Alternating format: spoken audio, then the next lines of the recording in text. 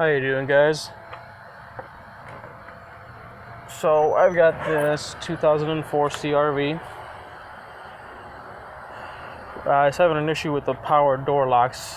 Only the driver front door opens and closes, or rather locks and unlocks, with the switch or the remote.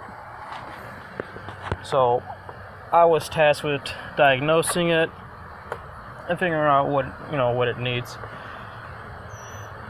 Quick thing, the easiest thing you can check obviously would be fuses, but in most cases vehicles only have one fuse for the whole power lock system. So if that fuse is good and you get the same symptoms I have, with where only one door works and the rest don't, chances are you either got a bad switch or a open in the circuit somewhere, or maybe like in this case, all other three door actuators are faulty.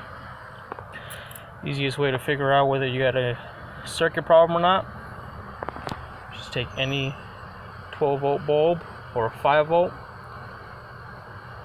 Let's see, this one is a 3157. I took the two outside prongs, bent them inward as such. And what you're going to do is, this is hard to do with one hand, let's see. You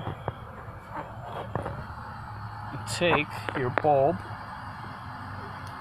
stick the pins in the connector, see if I can get it to stay, as such, as if you were plugging in a regular light bulb and whatnot.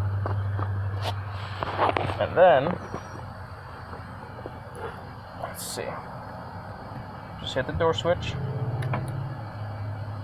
and you got power going to it. So this is how you know your circuits are fine. You don't have a short, you don't have a blown fuse, there's nothing wrong with the wiring.